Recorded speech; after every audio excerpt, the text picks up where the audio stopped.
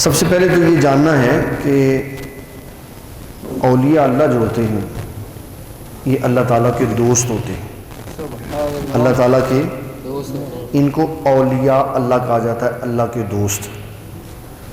اور کوئی بھی شخص اللہ تعالیٰ جل جلالہ اور نبی صلی اللہ علیہ وسلم کی تابعداری کے بغیر اللہ کا دوست نہیں بن سکتا. یہ انڈرسٹوڈ طے شدہ بات ہے، اس کو آپ نے ہمیشہ ذہن میں رکھنا ہے کہ کوئی بھی اللہ تعالیٰ جل جلالہ کے احکامات کی پیروی اور نبی صلی اللہ علیہ وسلم کے احکامات کی تابعداری کے بغیر ولی اللہ نہیں بن سکتا. امام بخاری رحمۃ اللہ تعالیٰ نے بخاری شریف میں 6502 نمبر حدیث لکھی ہے. فرماتے ہیں کہ اللہ تعالیٰ کا قرب پانے میں جو شے سب سے افضل ہے کہ اس کے بغیر کوئی اللہ کا قرب نہیں پا سکتا، وہ ہے فرض نماز. وہ ہے فرض نماز. اس کے بعد دوسرا ذکر کیا نوافل کا، کہ نوافل کی کثرت انسان کو اللہ کا قرب عطا فرماتی ہے. اور پھر یہ درجہ ہوتا ہے کہ اللہ تعالیٰ جل جلالہ جب کسی کو اپنے قریب فرما لیتا ہے تو فرمایا فَسَمَعَهُ الَّذِي يَسْمَعُ بِهِ، میں اس کے کان بن جاتا ہوں. یعنی یہ نہیں ہے کہ اس کے اندر عقیدہ حلولیہ نصیریہ آ گیا کہ اللہ کان بن جاتا ہے یا کان میں آ جاتا ہے. اس کا معنی یہ ہے اللہ تعالیٰ اس کے کان میں اپنی طرف سے طاقت پیدا فرما دیتا ہے. وہ ادھر کی بات بھی سن لیتا ہے، ادھر کی بات بھی سن لیتا ہے. تو فرمایا فَسَمَعُ الَّذِي يَسْمَعُ بِهِ وَبَصَرَهُ الَّتِي فَسَمَعُ الَّذِي يَسْمَعُ بِهِ وَبَصَرَهُ الَّذِي يُبْصِرُ بِهِ، کہ میں اس کی آنکھیں بن جاتا ہوں جس سے وہ دیکھتا ہے. وَيَدَهُ الَّتِي يَبْطِشُ بِهَا، میں اس کے ہاتھ بن جاتا ہوں جس سے وہ پکڑتا ہے. وَرِجْلَهُ الَّتِي يَمْشِي بِهَا، اور میں اس کے پیروں میں اپنی طرف سے قوت و طاقت بھر دیتا ہوں جس سے وہ چلتا ہے. وَلَئِن سَأَلَنِي لَأُعْطِيَنَّهُ، وہ جو سوال کرتا ہے میں اس کو عطا فرما دیتا ہوں. اور امام بخاری رحمۃ اللہ تعالیٰ نے فرماتے ہیں اللہ تعالیٰ کو کسی کام کے کرنے پر کبھی تردد نہیں ہوا. تردد ہوتا ہے کرنے اور نہ کرنے کے درمیان کی کہ پھر کر لوں کہ نہ کروں، اس کو تردد کہتے ہیں. فرمایا اللہ تعالیٰ کو کسی کام کے کرنے پر تردد نہیں ہوا، لیکن یہ والا جو بندہ ہے فرائض اور نوافل کی جو کثرت کرتا ہے، اس کی جب روح قبض کرنی ہوتی ہے تو حضور فرماتے ہیں صلی اللہ تعالیٰ علیہ وسلم کہ اللہ فرماتا ہے مجھے تردد ہوتا ہے کہ اس کی روح قبض کروں یا نہ کروں. یہ میرا پیارا ہے، اس کی روح قبض کروں یا نہ کروں. تو فرمایا اپنے بنائے ہوئے اصول کی وجہ سے پھر میں اس کی روح قبض کر لیتا ہوں. یہ اعزاز ہے اس بندے کا جو اللہ کی بارگاہ کا مقرب ولی اللہ ہو جاتا ہے، اس کا دوست بن جاتا ہے. اور وہ کیسے بنتا ہے؟ اس کے لیے علماء کرام نے 3 کیفیات لکھی. یہاں اللہ تعالیٰ کا دوست پیدائشی طور پہ ہوتا ہے، اس کو کہتے ہیں وہابی. دوسری قسم ہے عطائی، راہ چلتے ہوئے کوئی اللہ کو پسند آ جائے تو اللہ تعالیٰ اس کو اپنا مقرب بنا لیتا ہے، جیسے حضرت بشر الحافی اور حضرت فضیل بن عیاض رضی اللہ تعالیٰ. اور تیسرے وہ ہیں جو قصبی ولی ہیں، محنت کرتے ہیں، نمازیں پڑھتے ہیں، تہجدیں پڑھتے ہیں، اللہ تعالیٰ کو یاد کرتے ہیں، اپنے دل کو غیر سے خالی رکھتے ہیں، محنت کرتے رہتے ہیں، اللہ فضل فرما کے اپنی بارگاہ کا مقرب بنا لیتا ہے. ایک ہے وہابی، ایک ہے عطائی، ایک ہے قصبی. یہ 3 کیٹیگریز ہیں. اور اس میں آپ سمجھیں کہ 90 سے لے کے 96 تک، یعنی اتنے % وہ ولی ہوتے ہیں جو محنت کر کے ولی بنتے ہیں. لیکن جو عطائی ہوتے یا جو وہابی ہوتے وہ بھی اللہ تعالیٰ کی بارگاہ کے مقرب ہونے کے باوجود کبھی بھی اپنی عبادات میں خلل نہیں آنے دیتے. یہ کسی مقام پہ بھی نہیں ہے کہ انسان فلاں درجے پہ پہنچ جائے تو عبادات اس سے منع ہو جاتی. جب تک اس کی روح اس کے جسم میں رہتی ہے، کسی بھی کیفیت میں ہو، باہوش ہو، اعضاء کو حرکت دے سکتا ہو، تو نماز اس کے اوپر لازم رہتی. سہولت دے دی اسلام نے، کھڑے ہو کے نہیں پڑھ سکتا تو بیٹھ کے پڑھ لے، بیٹھ کے نہیں پڑھ سکتا تو لیٹ کے پڑھ لے، لیٹ کے نہیں پڑھ سکتا تو اشاروں سے پڑھ لے، جیسے بھی چاہے ویسے پڑھ لے، لیکن پڑھے صحیح نماز اس سے معاف نہیں ہوتی جب تک یہ اشارے کرنے کے وہ قابل رہتا ہے۔ تو یہ اسلام نے سب سے پہلی بات سمجھائی ہے کہ اللہ تعالیٰ کا دوست بننے کے لیے، اللہ تعالیٰ کا قرب حاصل کرنے کے لیے اس کی عبادت کی بڑی پابندی کرنی پڑتی ہے۔ یہ بات میں نے اس لیے عرض کی ہے کہ ہم غوث اعظم رضی اللہ تعالیٰ عنہ کی بڑی عظمت شان سنتے ہیں، اور بعض پازیٹیو انداز میں سنتے ہیں، بعض نیگیٹیو انداز میں سنتے ہیں، تو پھر وہ اس کو دیکھتے ہیں، غور کرتے ہیں کہ یار ایک بندے میں اتنی کوالٹی کیسے ہو سکتی۔ لیکن کوالٹیز کا پیدا ہونا یہ کوئی کمال نہیں ہے، اصل کمال کسی بھی بندے کے اندر ہوتا ہے حضور صلی اللہ علیہ وسلم کی شریعت پر عمل پیرا ہونا۔ یہ سب سے بڑا کمال ہے کہ انسان جب سے اس راستے پہ آئے تب سے لے کے آخری سانس تک نبی صلی اللہ علیہ وسلم کی شریعت پر عمل کرتا ہوا زندگی گزار دے۔ یہ اس کی سب سے بڑی اللہ تعالیٰ کے فضل و کرم سے کرامت ہے کہ وہ نبی صلی اللہ علیہ وسلم کی شریعت پر عمل کرتا ہے۔ تو غوث اعظم رضی اللہ تعالیٰ عنہ کی ولادت، آپ کا نظام زندگی اور آپ کے دعوت و تبلیغ کے معاملات میں دو تین باتیں میں عرض کروں گا۔ آپ کی جتنی بھی سیرت کی کتابیں لکھی ہوئی ہیں اس میں یہ سب لکھا ہوا ہے کہ آپ رمضان المبارک میں پیدا ہوئے اور سحری سے لے کر افطاری تک روزہ رکھتے تھے۔ یہ اب ان باتوں کو جب دین نہ پڑھا ہوا بندہ سنتا ہے نا تو وہ مذاق سمجھتا ہے، وہ کہتا ہے یہ کیسے ممکن ہو سکتا، جبکہ قرآن مجید کہتا ہے کہ ایسی شے ممکن ہے۔ اس کے لیے سورۃ قصص میں اللہ تعالیٰ نے موسیٰ علیہ السلام کا ذکر کیا۔ جب موسیٰ علیہ السلام اس دنیا میں تشریف لائے تو اس وقت حالات وہی تھے جو آج ہیں، وہی تھے جو آج ہیں۔ اس وقت جو فرعون کے خلاف بولتا تھا وہ مار دیا جاتا تھا، آج جو اسٹیبلشمنٹ میں کسی کا نام لے وہ غائب ہو جاتا۔ تو حالات وہی تھے، اتنے سالوں کے بعد بھی حالات وہی کے وہی کھڑے ہیں کہ جو طاقت والے بندوں میں سے کسی کی غلطی نکال دے وہ غائب، پھر اس کا پتہ ہی نہیں چلتا، چاہے وہ سیافی ہو، چاہے وہ امیر ہو، چاہے وہ غریب ہو، اور کہتے ہیں تم نے بات کرنے کی جرت کیوں کی۔ تو فرعون بھی اپنے خلاف کسی کو بات نہیں کرنے دیتا تھا۔ اس کو ایک خواب آیا ہوا تھا کہ ایک بچہ پیدا ہوگا جو میری سلطنت کو ڈیمالش کر دے گا، بالکل صفایا کر دے گا اس کو۔ اس نے حکم دیا کہ جو بھی بچہ ہو اس کو قتل کر دو۔ مفسرین نے لکھا کہ اللہ تعالیٰ نے اس سال، جس سال اس کے ساتھیوں نے اس کو مشورہ دیا، وزیروں نے، مشیروں نے، اس نے کہا کہ کیا کر رہے ہو، سارے بچے مار دو گے، یہ جو جوان ہے کچھ سالوں بعد بوڑھے ہو جائیں گے، نیچے سے کھیپ نہیں آئے گی تو تیری غلامی کون کرے گا، تو غلام ختم ہو جائیں گے سارے، تو کچھ مار دو کچھ باقی رکھ لو۔ تو اس نے کہا ایک سال بچے مار دیں گے، ایک سال زندہ رکھیں۔ تو جس سال زندہ رکھنے تھے اس سال اللہ تعالیٰ نے حضرت ہارون علیہ السلام کو پیدا کیا، اور جس سال قتل کروانا تھا اس سال حضرت موسیٰ علیہ السلام کو پیدا کیا۔ اور پھر موسیٰ علیہ السلام کی امی جان کو فرمایا وَأَوْحَيْنَا إِلَىٰ أُمِّ مُوسَىٰ أَنْ أَرْضِعِيهِ، ہم نے موسیٰ علیہ السلام کی امی جان کو القاء کیا یا الہام کیا اور فرمایا اپنے بیٹے کو دودھ پلاتی رہیں۔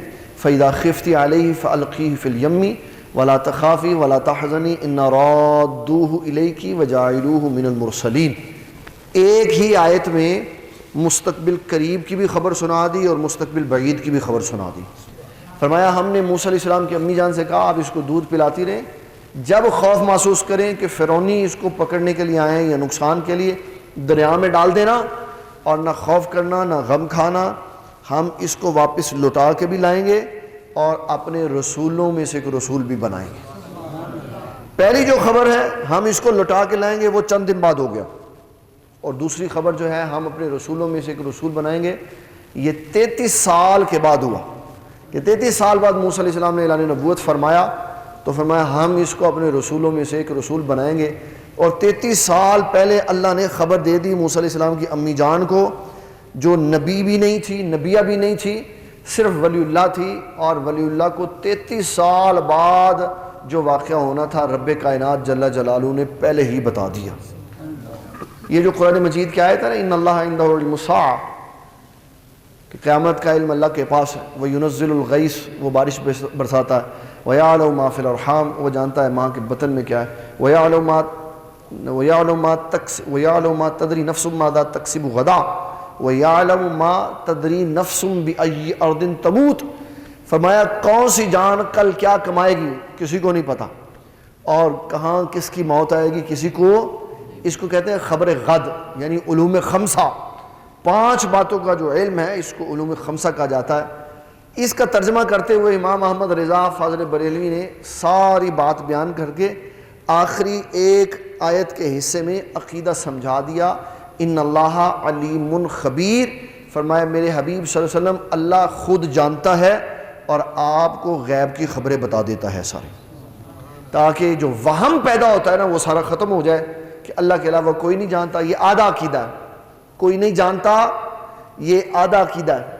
پورا عقیدہ یہ ہے کہ کوئی نہیں جانتا، لیکن جس کو اللہ بتا دے پھر وہ جانتا ہے، پھر وہ قرآن مجید کہہ رہا ہے کہ موسیٰ علیہ السلام کی امی جان کو بتا دی۔ اب انہوں نے اپنے معمول کے مطابق موسیٰ علیہ السلام کو ڈال دیا کشتی میں، تھے چھوٹے سے بچے، بھوک لگ گئی کشتی میں۔ علامہ جلال الدین سیوطی نے لکھا کہ اللہ نے پینے کے لیے انگوٹھے کے اندر سے موسیٰ علیہ السلام کو دودھ عطا فرمایا، ایسے جب تابوت کھولا تو منہ میں انگوٹھا تھا تو اللہ اس سے دودھ دے رہا تھا تاکہ جو بھوک ہے وہ شدت کی نہ ہو اور موسیٰ علیہ السلام کو پریشان نہ کرے۔ اب وہ جب معاملہ کھل گیا تو فرعون نے اس کو موسیٰ علیہ السلام کو نکال، اور اس نے ایک عورت بلائی دودھ پلانے کے لیے۔ جب موسیٰ علیہ السلام نے رونا شروع کیا دودھ کے لیے، آپ نے دودھ نہیں پیا، 2 4 5 10 جتنی اس کے پاس تھی نا سب کو بلایا، کسی کا دودھ نہیں۔ آپ کی ہمشیرہ ساتھ تھی، وہ دیکھ رہی تھی تو کہنے لگی ایک خاتون میری نظر میں بھی ہے، اگر آپ کہیں تو اس کو بھی آزما لیتے۔ وہ بچہ اتنا رو رہا تھا، اس نے کہا ٹھیک ہے بلا لو۔ جب موسیٰ علیہ السلام کو ان کی امی جان نے گود میں لیا تو موسیٰ علیہ السلام نے دودھ پینا شروع کر دیا۔ اس کے شک میں اور اضافہ ہوا، اس نے کہا یہ بات ہے۔ پھر اس نے حضرت موسیٰ علیہ السلام کی امی جان سے پوچھا۔ اس سے پتہ چلتا ہے کہ اللہ تعالیٰ جن کو نبیوں کی مائیں بناتا ہے نا ان کو بھی بڑی کامل عقل دے کے بھیجتا ہے۔ کہا بی بی اتنی ساری عورتیں ہیں کسی کا دودھ نہیں پیا، تیرا کیوں پیا؟ تو آپ کی امی جان نے بڑا حکمت سے بھرا ہوا جواب کہا، شکل و صورت سے بچہ خوب صاف ستھرا نفیس طبیعت کا لگتا ہے، اور میں بھی ہمیشہ پاک صاف رہتی ہوں، اس لیے اس نے دودھ پی لیا۔ جبکہ رب کائنات جل جلالہ فرماتا ہے وَحَرَّمْنَا عَلَيْهِ الْمَرَاضِعَ مِنْ قَبْلِ، فرعون کے گھر میں آنے سے پہلے ہی ہم نے موسیٰ علیہ السلام کو کہہ دیا تھا ساری دائیاں آپ پہ حرام ہے، کسی کا دودھ نہیں پینا ماں سوائے اپنی امی کے۔ تو قرآن بتا رہا ہے کہ بچہ چھوٹا بھی ہو نا تو جب اللہ تعالیٰ اس کو اپنی قدرت کی نشانی بنانا چاہے تو پھر اس کو جو حکم دیتا ہے وہ بچہ بھی اس حکم کا پابند ہوتا ہے، جیسے بڑا آدمی رب کے حکم کا پابند ہوتا ہے۔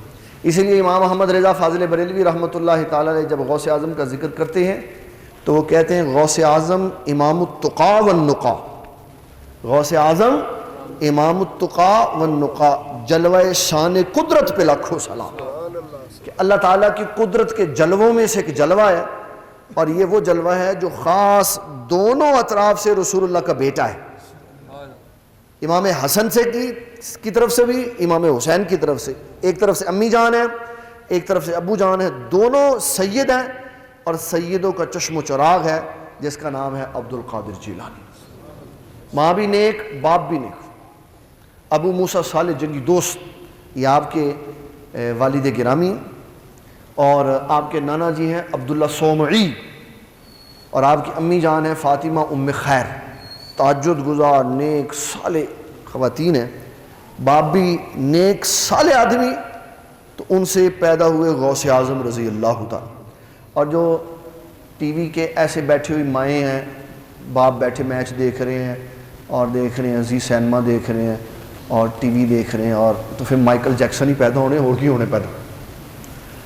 یہودی یہ آپ ریسرچ چیک کر سکتے ہیں. یہودی کہتا ہے کہ ہم نے اپنے بچے کو جس فیلڈ پہ لگانا ہوتا ہے نا کہ یہ پیدا ہوگا تو ہم اس کو اس فیلڈ میں لگائیں, تو کہتے ہیں ہم جب وہ اپنی ماں کے پیٹ میں آ جاتا ہے نا تو پھر ہم اس کے ماں باپ کو ان مصروفیات میں مصروف رکھتے, یہ کرو تاکہ دوران پریگنینسی اس کے اثرات ہو تو پھر بچے کے اندر وہ کوالٹیز, وہ گٹس پیدا ہو.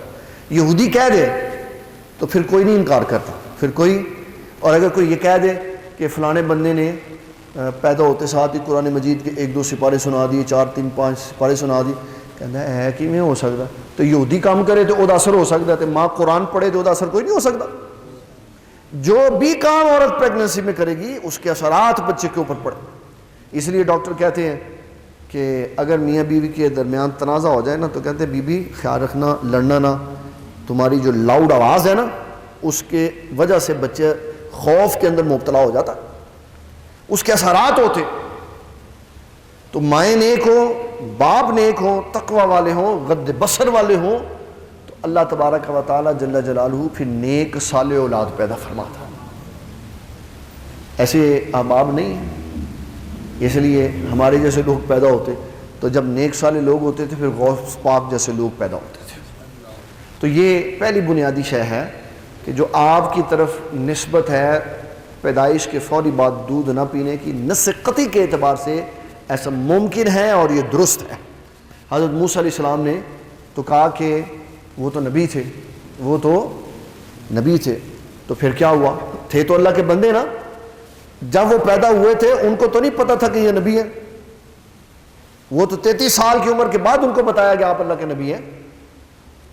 یہ صرف ہمارے آقا صلی اللہ علیہ وسلم کا کمال ہے کہ جب آپ پیدا ہوئے تو اس پیدا ہونے سے پہلے بھی نبی تھے, پیدا ہونے کے بعد بھی نبی تھے, چھوٹی عمر میں آپ کو پتا تھا کہ میں اللہ کا نبی ہوں. صحابہ نے پوچھا حضور آپ کو کب یہ پتا چلا کہ آپ اللہ کے نبی ہیں فزیکلی طور پر؟ ویسے تو آپ نے بتایا کہ میں تب بھی اللہ کا نبی تھا جب آدم علیہ السلام کا خمیر تیار ہو رہا تھا.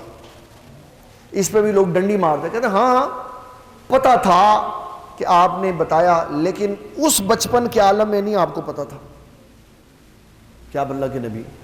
حدیث امام بحقی نے دلائل النبوت میں لکھی, آپ صلی اللہ علیہ وسلم سے پوچھا حضور کیا آپ کو پتا تھا کہ آپ اعلان نبوت سے پہلے نبی؟ فرمایا یہ تو بڑی دور قریب کی تم نے بات کی, پیچھے چلے جاؤ پیچھے.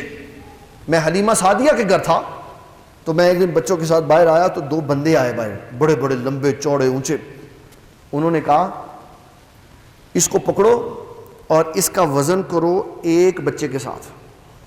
تو فرمایا حضور پاک صلی اللہ علیہ وسلم نے مجھے ترازو کے ایک پلڑے میں رکھا, دوسرے پلڑے میں رکھا ایک بچے کو, تو فرمایا میرے والا پلڑا وزنی تھا. تو وہ 2 بندے کہنے لگے ایسا کرو اب 2 کے ساتھ وزن کرو. تو فرمایا جب 2 کے ساتھ وزن کیا تو میں وزنی تھا. پھر انہوں نے کہا اب 10 کے ساتھ وزن کرو. حضور فرماتے جب 10 بچوں کے ساتھ میرا وزن ہوا تو میں وزنی تھا, یعنی جس پلڑے میں حضور تھے وہ پلڑا وزنی تھا. پھر انہوں نے کہا اب 100 بچوں کے ساتھ وزن کرو. تو فرمایا جب 100 کے ساتھ وزن کیا گیا تو وہ پلڑا وزنی تھا جس میں تھا. پھر اس نے کہا اب 1000 کے ساتھ وزن کرو. جب 1000 کے ساتھ وزن کیا تو حضور فرمانے لگے صلی اللہ تعالی علیہ وسلم وہ پلڑا باری تھا جس میں میں تھا. تو پھر ان دونوں نے یہ بات کہی جو حضور نے اس وقت سنی, اور آپ فرماتے ہیں وہ میں نے سنی تبھی تو بتایا. فرمایا انہوں نے کہا کہ اگر ساری کائنات ایک پلڑے میں رکھ دیں تو بھی ان کا وزن ہوگا زیادہ, کیونکہ نبی امت میں سب سے زیادہ وزن والے ہوتے ہیں, یعنی ان کے پلڑے بھاری ہوتے, جسمانی وزن والے نہیں. قوموں کا جب مقابلہ ہوگا تو انبیاء کے پلڑے بھاری ہوں گے. تو فرمایا مجھے اس وقت بھی پتا تھا. پھر ایک حدیث آتی ہے جس کو محدثین نے لکھا کہ نبی صلی اللہ تعالیٰ علیہ وسلم آپ سے پوچھا گیا تو آپ صلی اللہ علیہ وسلم نے فرمایا کہ میں نے ابھی اعلان نبوت نہیں کیا تھا. میں آپ سے سوال کرتا ہوں, ایک کر لوں, ناراض تو نہیں ہوں گے؟ پتہ نہیں بعد میں آپ نے کتنے کرنے ہیں تو میں ایک پہلے کر لیتا ہوں. نبی زیادہ علم والے ہوتے ہیں کہ پتھر زیادہ علم والے ہوتے ہیں؟ نبی زیادہ علم والے. حضور صلی اللہ علیہ وسلم فرماتے میں اس پتھر کو جانتا ہوں. حضور فرماتے ہیں میں اس پتھر کو جانتا ہوں, میں نے ابھی اعلان نبوت نہیں فرمایا تھا, تو جب میں اس کے پاس سے گزرتا تھا تو وہ مجھ پہ سلام بھیجتا تھا. اس کو پتا ہے یہ جو گزرنے والا ہے یہ اللہ کا نبی ہے, لیکن جو گزرا ہے اس کو نہیں پتا. کہتے اس کو تب پتہ چلا جب حضرت جبرائیل السلام غار میں آئے. وہ کیسا ایمان ہے یار. وہ کہہ رہے ہیں مجھے اس پتھر کا پتہ کہ جب میں اس کے پاس سے گزرتا تھا تو وہ مجھ پہ سلام بھیجتا تھا. یہ لوگوں کو دھوکہ دینے کے لیے اس طرح کی چیزیں استعمال ہوتی ہیں. نبی النبی نبی ولو کان صبی، نبی نبی ہوتے ہیں چاہے چھوٹے بچے کیوں نہ. تو حضرت سیدنا موسیٰ علیہ السلام کا بچپن میں دودھ نہ پینا یہ اللہ تعالیٰ کے احکامات کی تابعداری ہے، اور اللہ تعالیٰ کے احکامات کی تابعداری انبیاء بھی کرتے ہیں، اولیاء بھی کرتے ہیں. تو آپ کا دودھ نہ پینا یہ نص قطعی کے مطابق ہے، مخالفت میں نہیں ہے. جب بھی کسی ولی کی ولایت کا سنیں گے نا تو اس کو پرکھنا پڑے گا کتاب اللہ سے. اگر وہ کتاب اللہ کے مطابق جائز ہے یا سنت رسول صلی اللہ علیہ وسلم کے مطابق جائز ہے تو ہم کہیں گے جی یہ ممکن ہے. یہ بات کی بات ہے کہ ہوا ہے کہ نہیں ہوا، یہ بات کی بات. لیکن ایسی کرامت اگر کسی ولی سے ہو تو اس کا امکان قرآن مجید کے اندر ہے تو کہا جائے گا جناب یہ درست ہے. پھر ایک واقعہ یہ بھی آپ کی ولادت کے بارے میں آتا ہے کہ لوگ چاند، کیونکہ اس وقت وہ مولانا ابو الخیر آزاد نہیں تھے نہ ہوتے تو چاند نہیں دیکھا جاتا تھا، کیونکہ یہ ہمارے پاکستان کے وہ واحد رؤیت ہلال کمیٹی کے چیئرمین ہیں جن کو رات 12 بجے بھی چاند نظر آ جاتا. جو 20-25 منٹ کے بعد چاند ختم ہوتا نا ان بادشاہ مانو راتی 12 بجے بھی نظر آئے گا، کیونکہ یہ چاند نظر آتے فون دے ہوتے پائیں چند سنا دیو جی، بلکہ وہ یہ نہیں کہتے ہیں نماز چند چڑھا دیو، وہ کہتے لو جی چڑھا دیتا جی. تو اس وقت اس طرح کا کوئی نہیں تھا ہوتا. آپ کی اماں جان کے پاس آتے لوگ، اماں جان آج کشمکش میں ہیں چاند ہوا کہ نہیں ہوا، آج جو یوم شک ہے. آپ فرماتے ہیں نہیں آج چاند نہیں ہوا کیونکہ میرے بیٹے عبد القادر نے صبح سے دودھ نہیں پیا ہوا، میرے بیٹے عبد القادر نے صبح سے دودھ نہیں پیا. انتہائی صالح قسم کا آپ کا بچپن ہے اور تقوی اور طہارت سے بھرا ہوا. ہمارے ہاں میں نہیں بات کرتا اس کے اوپر بڑی تفصیل سے، بس مختصر بات کروں. مزاج تھوڑے سے چینج ہیں. ہم جب سفر کرتے ہیں تو بیچ میں راحت اور سکون طلب کرتے ہیں، کہتے ہیں یار جہاں بھی اسٹے کریں نا وہاں ایسا ماحول ہو کہ تھکاوٹ اتر جائے. جب غوث اعظم رضی اللہ تعالیٰ عنہ حج کے لیے گئے تو آپ نے اپنے ساتھیوں سے کہا بھی وہ والا گھر تلاش کرنا ہے جو علاقے میں سب سے غریب آدمی کا ہو، سب سے غریب آدمی. ایک بوڑھے بابا جی تھے، انہوں نے کہا جی میرا گھر ہے آپ تشریف لائیں، اور ساتھ اماں جان تھی اور تیسرے نمبر پر ایک چھوٹی بچی تھی. آواں رہے، لوگ آتے رہے، ملتے رہے، کوئی اب تحفہ لا رہا ہے، کوئی کچھ لا. صبح آپ نے بابا جی سے کہا بابا جی رات کو آپ کو بڑا ڈسٹرب کیا ہے، یہ جتنے بھی تحفے میرے پاس آئے نا یہ سب میں آپ کو تحفہ پیش کر رہا ہوں، آپ رکھ لیں.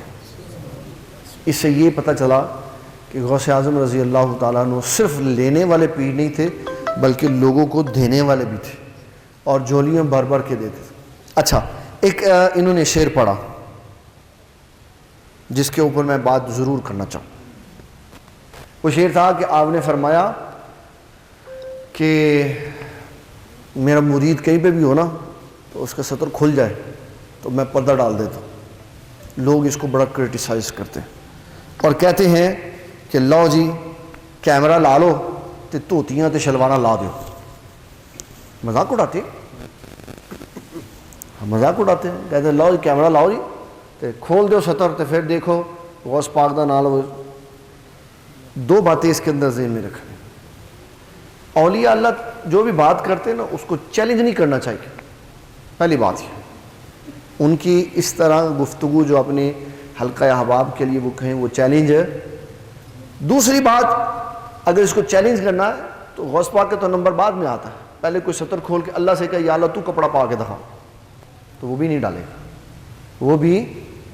ڈالے گا، اس لیے کہ یہ اصول دنیا میں سے نہیں ہے. اصول دنیا میں سے اگر وہ یہ کہہ رہے ہیں کہ میں کسی کا سطر ڈھانپ دیتا ہوں اپنے مرید کا تو یہ ان کی نظر عنایت ہے. اس کا قطعی طور پر یہ معنی نہیں ہے کہ کوئی ان کا مرید لباس اتار دے تو وہ اس کو لباس ڈال، ایسا نہیں ہے، بلکہ یہ ان کی نظر عنایت ہے کہ جس کے ساتھ کرنا چاہے اس کے ساتھ کر دیتے، اس سے ہر بندہ مراد نہیں ہے۔ اللہ نے آپ کو اختیار دیا ہوا ہے کہ آپ اپنے مریدوں کے ظاہری باطنی کیفیات کو جاننے والے ہوتے ہیں اور اس کے اوپر پردہ ڈال دیتے ہیں۔ ہمارے شیخ طریقت حاجی یوسف علی نگینہ رحمۃ اللہ تعالی علیہ فیصل آباد والے، انہوں نے اس کے اوپر لکھا ہے، فرماتے ہیں کہ آپ کا یہ قول ہے، میں ضامن معاشرتی کرواں، میں ضامن معاشرتی کراں، کوئی خوف نہ کرن مرید میرے، کوئی خوف نہ کرن مرید میرے، یہ تذکرہ غوثیہ میں بھی لکھا ہوا، میں ضامن معاشرتی کراں، کوئی خوف نہ کرن مرید میرے، اے یوسف کولوں نہیں کہندا میرے غوث دیاں تحریراں نے، مردے بھی زندہ کیتے تے بیڑے بھی تارے میراں دے، میرے غوث دے قدم نو کندھیاں تے رکھیا کتباں پیراں نے۔ وہ کہتے ہیں نہیں جی مردہ تے حضور پاک بھی زندہ نہیں کیتا، تو دلائل النبوت پڑھ لینی سی، دلائل النبوت پڑھ لینی تھی۔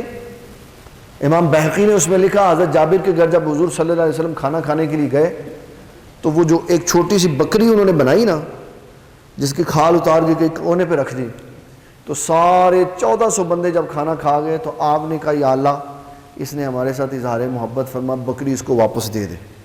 تو وہ بکری اللہ نے زندہ کر دی اور چلتی ہوئی حضور پاک کے پاس آئی، آپ نے کان سے پکڑ کر حضرت جابر بن عبداللہ انصاری کو پکڑا۔ لیکن علماء اس پہ بات نہیں کرتے، وہ کہتے ہیں حضرت عیسیٰ علیہ السلام کا معجزہ ہے مردوں کو زندہ کرنا، مردوں کو، اور پھر اس کے اوپر جو بات کرتے ہیں وہ اس سے آگے کی ہے، کہا عیسیٰ علیہ السلام نے وہ مردے زندہ کیے جو کبھی زندہ تھے، اور ہمارے آقا صلی اللہ علیہ وسلم نے ان کو زندگی بخشی جو کبھی زندہ بھی نہیں تھے۔ جو ستون حنانہ ہے مسجد نبوی شریف کے اندر، جو ستون تھا جس کے اوپر حضور ٹیک لگا کے خطبہ ارشاد فرماتے تھے، جب کسی خاتون نے کہا میرے پاس ترخان ہے ایک بڑا عالی شان، ممبر نہ بنا دے آپ بیٹھ کے خطبہ دیا کریں، تو آپ نے کہا بنا دو، اس کو کھیڑ دیا۔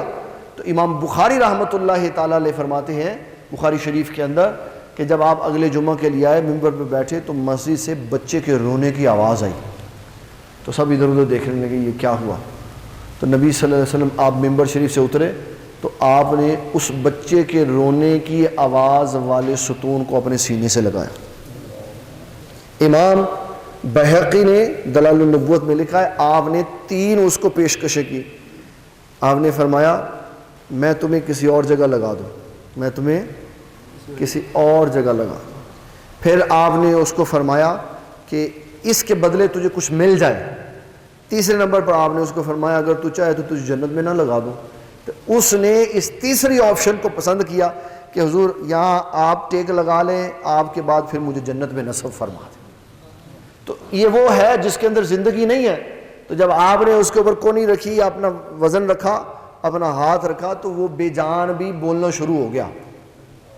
پھر محدثین نے لکھا نبی صلی اللہ تعالیٰ علیہ وسلم آپ جب کھانا کھاتے تھے تو جس لقمے کو پکڑا نا آپ نے، وہ لقمہ بول پڑا۔ وہ اب روٹی کا لقمہ بھی کیا گفتگو کر سکتا ہے، اس کے اندر تو کبھی بھی جان نہیں ہے۔ اس نے کہا اے اللہ کے حبیب صلی اللہ علیہ وسلم مجھے نہ کھائیے گا، میرے اندر زہر ملا ہوا۔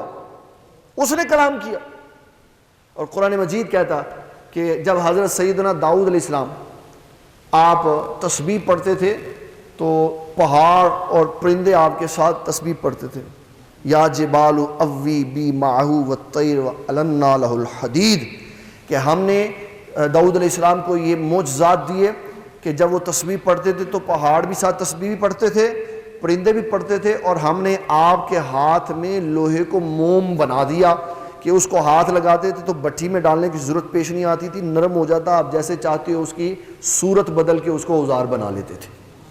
یہ قرآن شریف ہے سورۃ سبا 22ویں سپارے کے اندر۔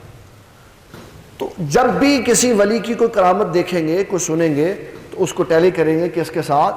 حدیث کے ساتھ، قرآن کے ساتھ۔ پھر آپ کے بارے میں ایک بڑی معروف و مشہور من گڑت روایت ہے معروف و مشہور لیکن ہے بے اثر، اور اس کے اوپر بڑی پھر وہ آگے چلے ہوئے ہیں جو مستند تحقیق والے علماء ہیں انہوں نے اس کو صحیح نہیں سمجھا کہ ایسا نہیں ہوا، لیکن ممکنات میں سے ہے. کیا ہے؟ ممکنات. وہ کیا کہ آپ کے پاس ایک خاتون آئی یا آپ کہیں گزر رہے تھے تو بیٹھے دریا کے کنارے آپ نے دیکھا کہ ایک بی بی بیٹھی ہوئی ہے، تو کہا بی بی کیا کر رہی ہے؟ کہا میرے منڈے دی برات گئی سی وہ انتظار کر رہی ہیں. تو آپ نے کدوں گئی؟ کہہ لیں 11 سال ہو گئے. تو آپ نے فرمایا وہ دیکھ وہ پہ آندھی. تو اس کو اندر سے زندہ کر کے آپ نے نکالا کہ توبہ توبہ توبہ توبہ توبہ، ایڈا بڑا جھوٹ.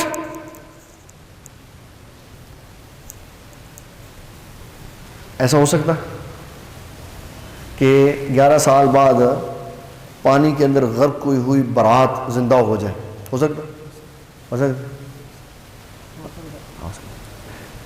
وہ دونوں بندے نے جڑے عقیدتاً کہہ رہے ہیں ہو سکتا ہے، کیونکہ غوث پاک نے مننا.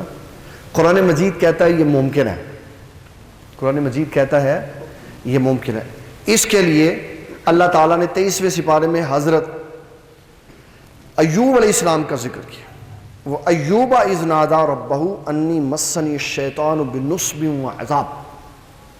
بڑے مالدار لینڈ لارڈ، بڑے بچے اور بڑا کھیتیاں کھلیان اور بڑے جانور، مال و اسباب، بڑے امیر آدمی تھے. تو ان کے معاملات میں شیطان نے دخل اندازی کی.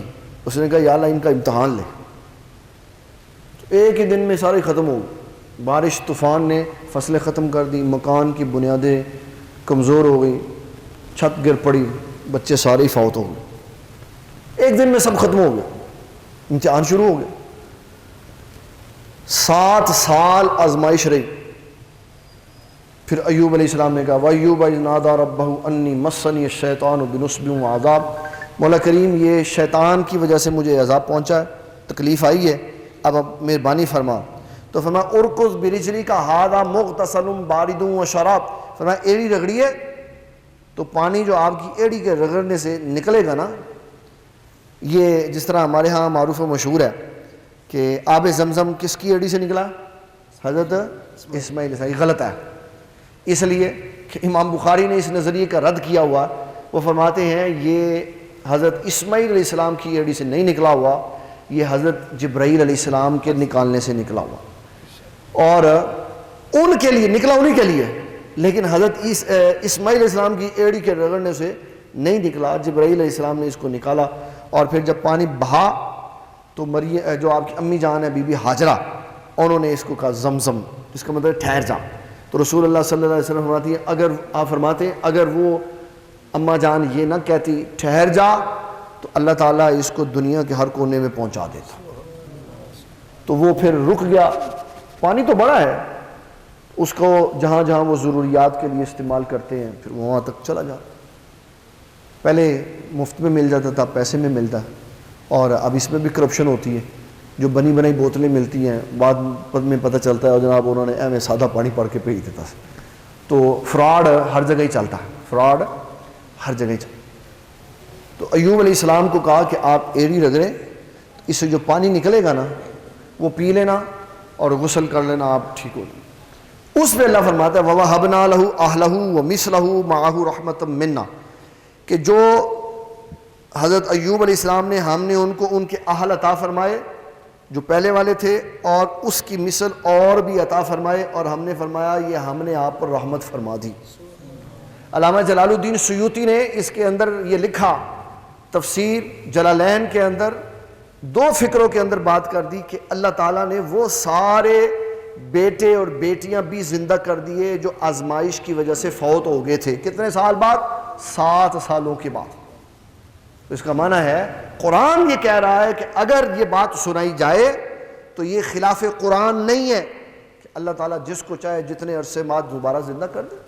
اس کے لیے کون سا مشکل، وہ اس نے ایسے کرنا ہے تو بات سیدھی ہو جائے. تو جو بھی بات اولیاء اللہ کی عظمت و شان کی آئے گی اس کے لیے بنیاد دیکھنی پڑے گی قرآن شریف اور نبی صلی اللہ علیہ وسلم کی حدیث مبارکہ. جب ہم غوث اعظم کی یا دوسرے اولیاء کی کرامات سناتے ہیں تو کہتے ہیں جناب وہ اینا بنڈل بنے ہیں تسی کرامات دا، تو صحابہ کو تو اینیاں کرامات نہیں سن ہوندی. اس وقت کرامتیں مطلوب و مقصود تھی نہیں. اس وقت کرامتیں مطلوب و مقصود تھی نہیں، اس لیے کہ نبی صلی اللہ علیہ وسلم تھے، اس وقت معجزات ہوتے تھے، لیکن پھر بھی محدثین احادیث میں کرامتوں کی تفصیل لکھی ہے۔ امام بخاری رحمۃ اللہ تعالی علیہ فرماتے سیدنا صدیق اکبر رضی اللہ تعالیٰ عنہ آپ کا یہ معمول ہوتا تھا کہ صفہ کے جو اصحاب ہیں ان میں سے ہر روز اپنی استطاعت کے مطابق 2 3 4 5 10 جتنے بندوں کو کھانا کھلا سکتے تو اپنے گھر سے کھلاتے تھے۔ تو ایک دن عبد الرحمن سے کہا کہ 3 بندے لے آؤ، ان کو کھانا کھلا دو۔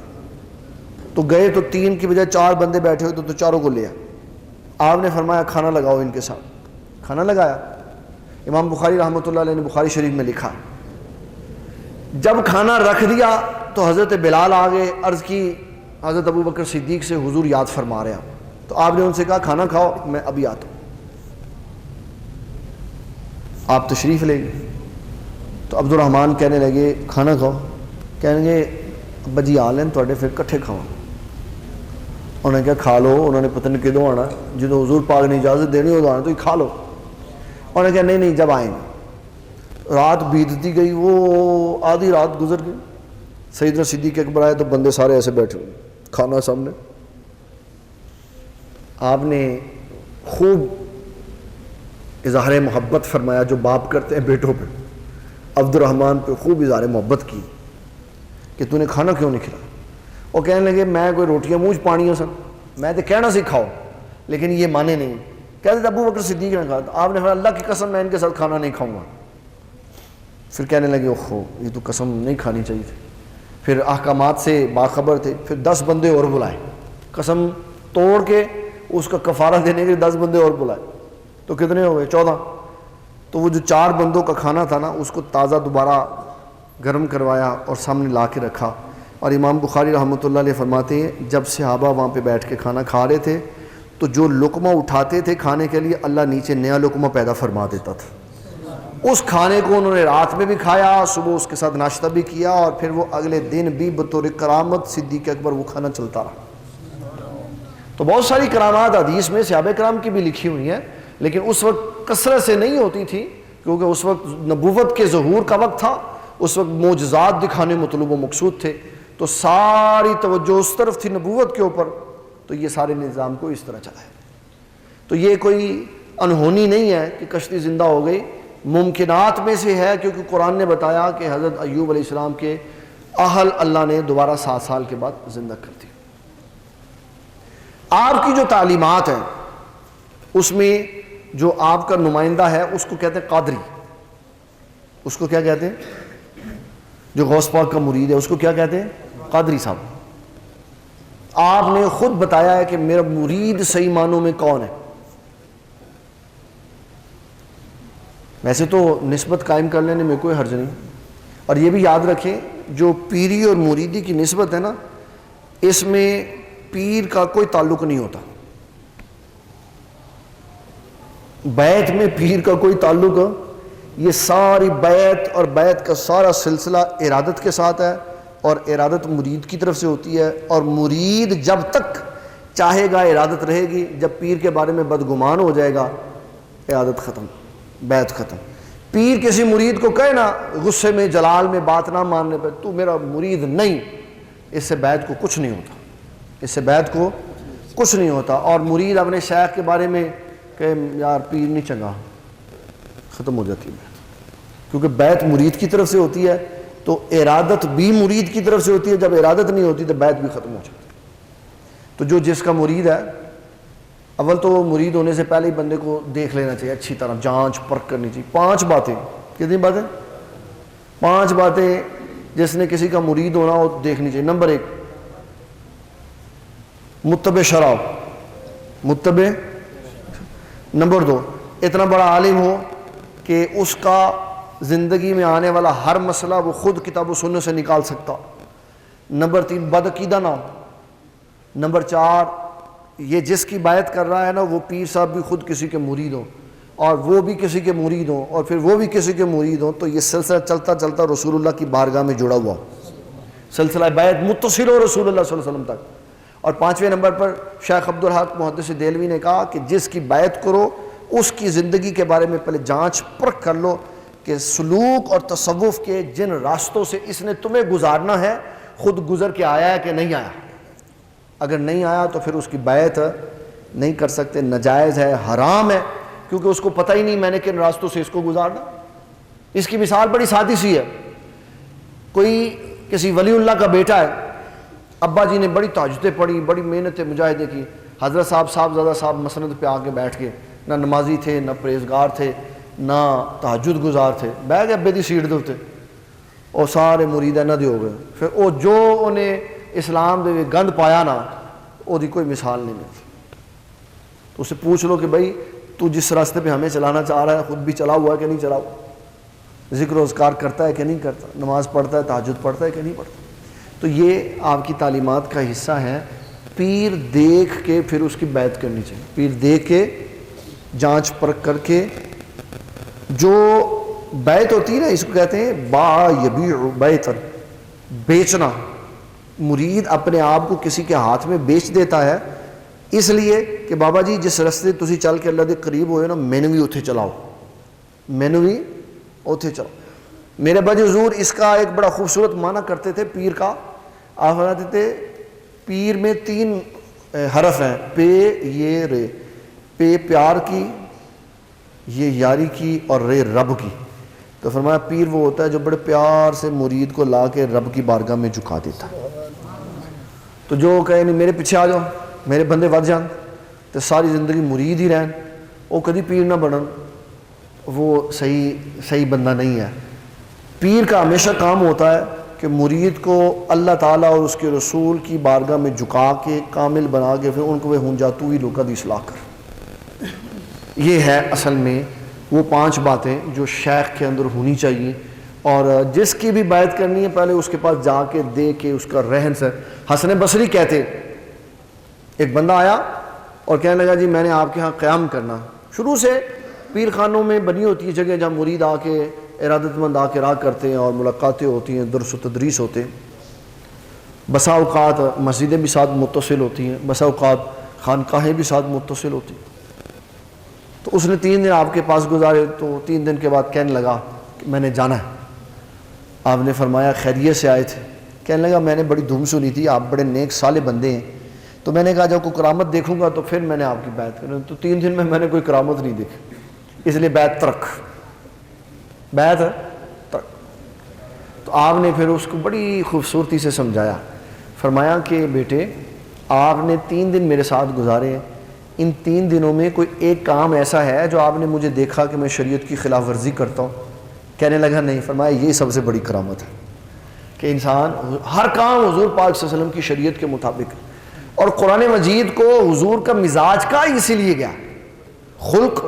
قرآن مجید کو حضور پاک صلی اللہ علیہ وسلم کا خلق صرف اسی وجہ سے کہا گیا ہے کہ آپ بغیر تردد کے، بغیر ہچکچاہٹ کے اللہ کی احکامات کی ہر بات من و عن مانتے تھے جیسے رب فرماتا تھا.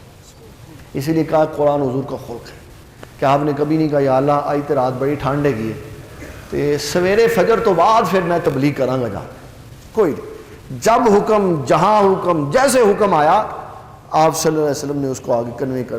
اور امام ترمذی نے لکھا جامع ترمذی میں ام المومنین سیدہ عائشہ صدیقہ نے 3 باتوں کا کہہ کے کہا. ان میں سے ایک بات یہ بھی تھی جو شخص یہ کہے کہ حضور صلی اللہ علیہ وسلم نے اللہ تعالیٰ کے احکامات میں سے کوئی حکم نہیں پہنچایا تو فرمایا سمجھ لو یہ جھوٹ بول رہا. کہ حضور صلی اللہ علیہ وسلم نے اللہ تعالیٰ کے احکامات کی صحیح ترجمانی کی اور اس کو صحیح لوگوں تک پہنچایا اور ایک ایک حکم پہنچا. اس ایک جملے میں ایک پاکستان کا پورا طبقہ حضرت عائشہ صدیقہ نے ایسے اٹھا کے وہ باسکٹ میں پھینک دی. جو کہتے ہیں حضور صلی اللہ علیہ وسلم نے خلافت حضرت علی کے نام کرنی تھی تو عمر بن خطاب نے نئی پینسل قلم لانے دی.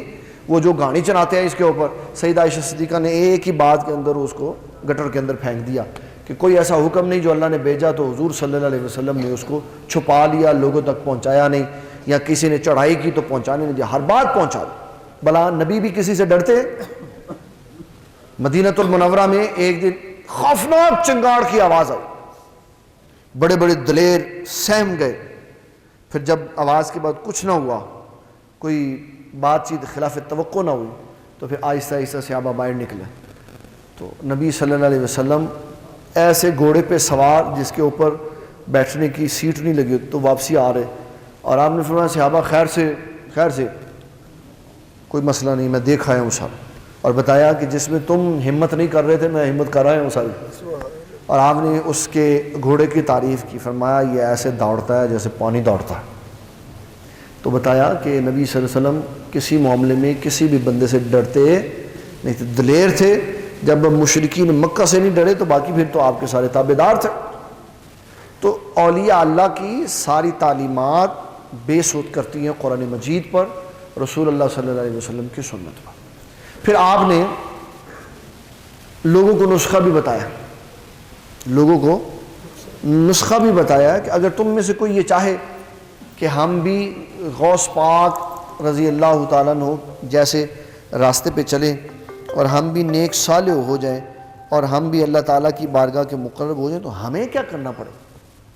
تو آپ نے فرمایا کہ 12 باتیں میں بیان کر دیتا ہوں، اس کے اوپر عمل کر لو تو اللہ کی بارگاہ کے تم نیک ہو جاؤ گے، ولایت کے سجادہ نشین بن جاؤ.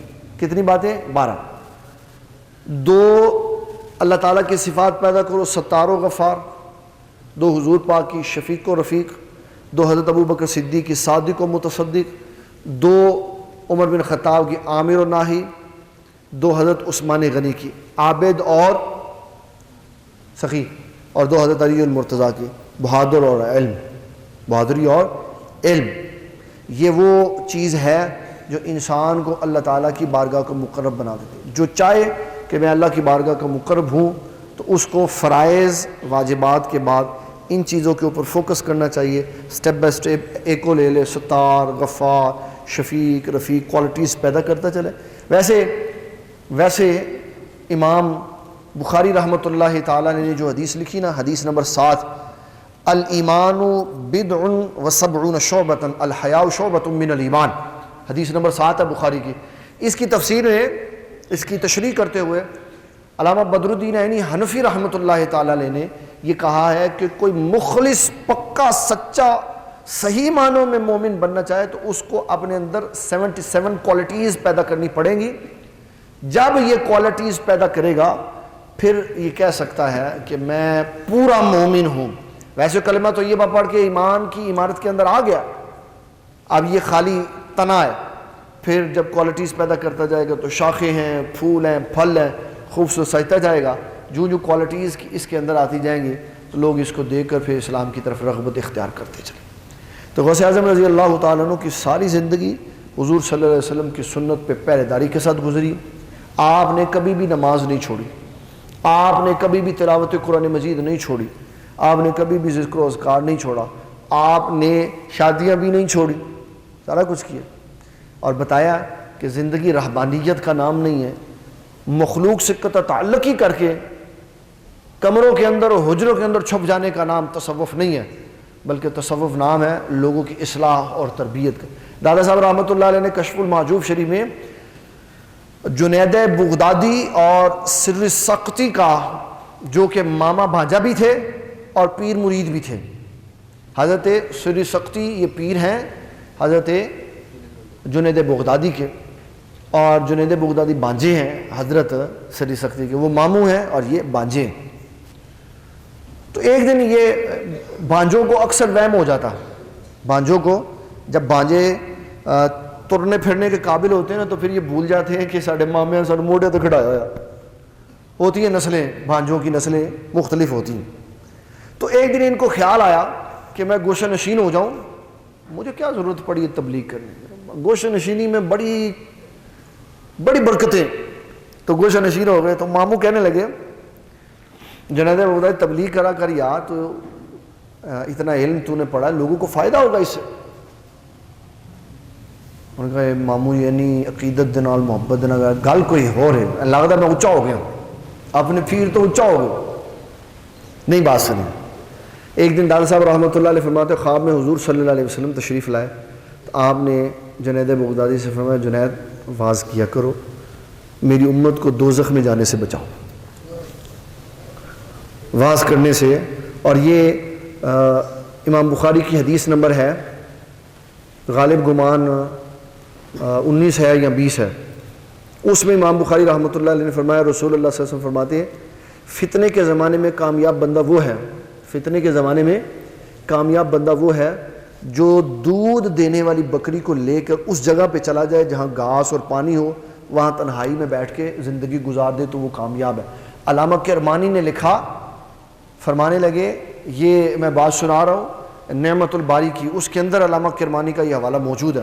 علامہ کرمانی کہنے لگے یہ اس شخص کے لیے ہے جو عام آدمی ہے، جبکہ فتنے کے زمانے میں عالم دین پر فرض عین ہو جاتا ہے کہ وہ لوگوں کے اندر رہ کر ان کو اس فتنے سے بچائے، اور اگر علماء زیادہ ہوں تو پھر فرض کفایہ ہو جاتا ہے، کچھ چلے جائیں کچھ رہیں تاکہ لوگوں کو ان فتنوں سے بچا سکیں۔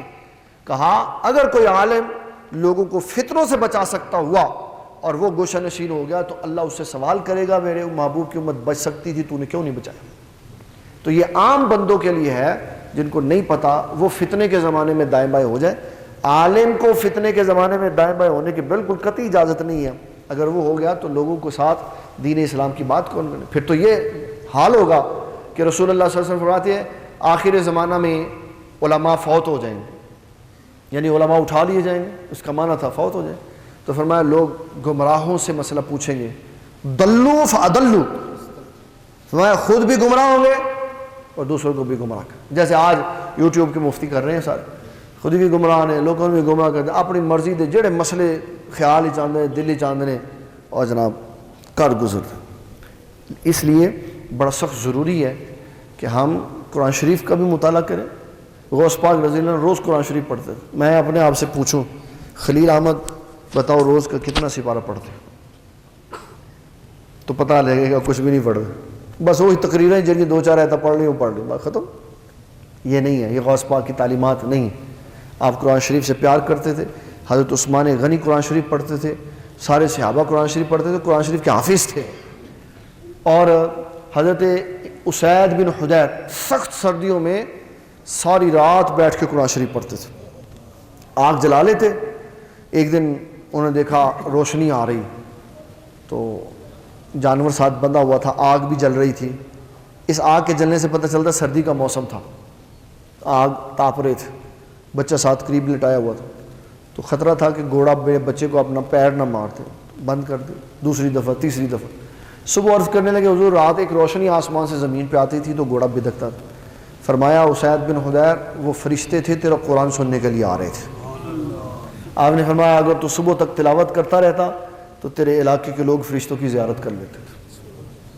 تو اسلام نے بتایا قرب بارگاہ الہی کے لیے عبادت، نوافل، نماز، تلاوت قرآن، ذکر و اذکار، یہ وہ چیزیں ہیں جن سے اللہ تعالیٰ اپنے بندوں کو اپنے قریب کر لیتا ہے۔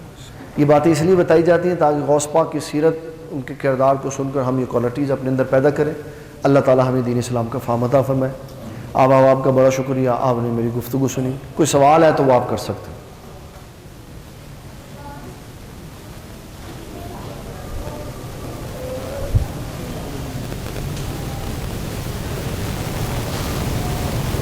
یہ سوال عام بندوں نے کرنا، علماء نے نہیں کرنا، وہ کہیں گے سانو سوال دے گا، تو بھائی ان کو سب پتہ ہے۔